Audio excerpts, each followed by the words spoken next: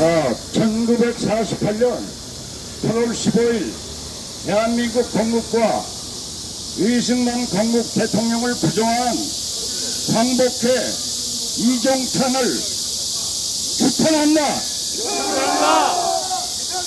지난 2월 광복회 회장으로 선출된 이종찬 광복회 회장은 대한민국의 건국일을 1919년 4월 임시정부 수립일로 해야 한다는 의견을 밝혔다고 한다. 이 소리를 접하는 국민들은 황당하기 짝이 없다.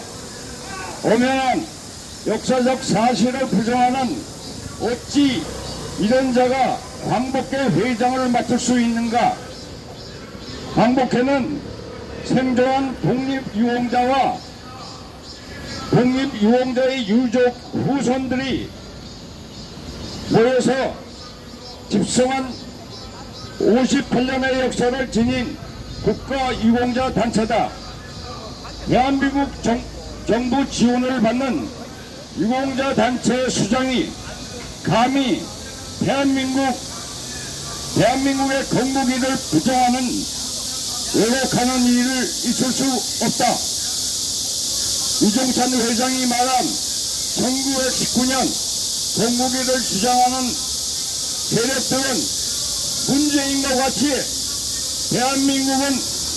대한민국에 태어나지 말았어야 할 나라라고 주장하는 맹목적인 통일 지상주의자들의 일부가 민족 지상주의를 내세워 대한민국의 국가적 정체성을 훼손하고 국민의식을 마비시키기 위해 내놓은 주장이다.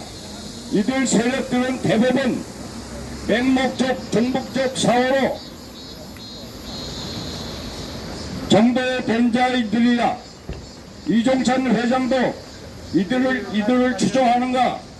또 이종찬 회장은 광복회에서는 대한민국 연호를 임시정부가 수립된 1919년을 원년으로 하여 올해 서기 2023년 대신에 대한민국 104년으로 고쳐쓰겠다고 말하고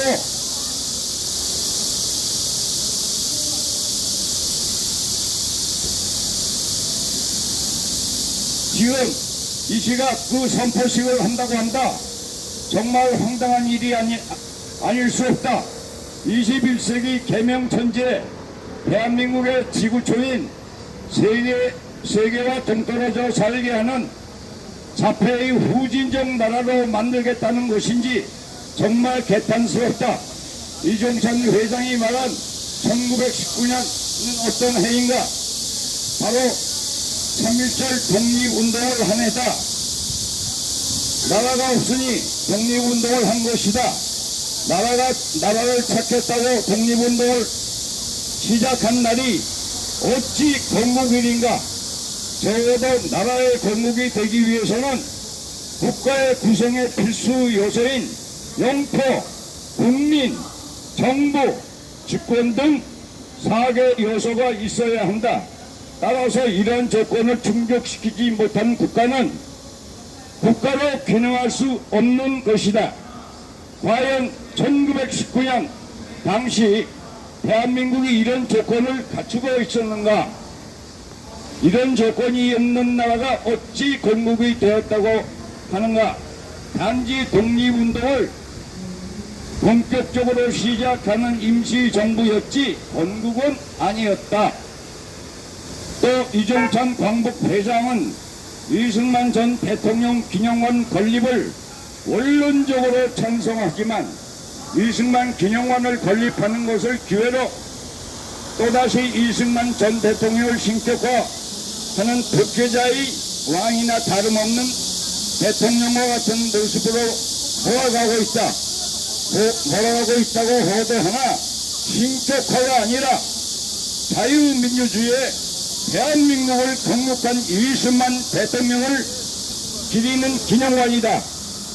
이종찬 회장은 한미동맹에 이제는 이전 대통령의 탁월한 외교 수단으로 이룩한 것이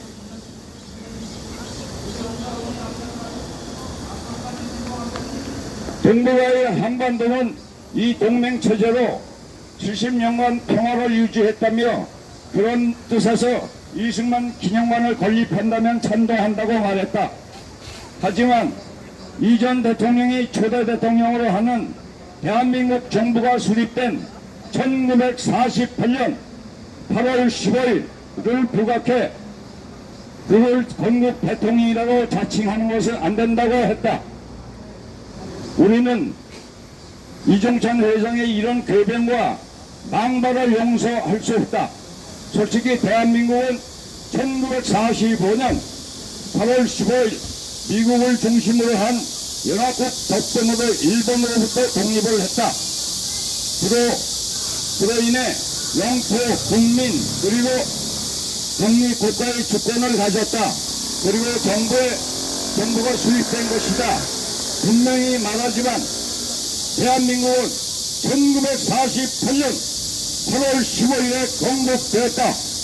그리고 이것은 바로 1948년 8월 15일이 건국일인 것이다.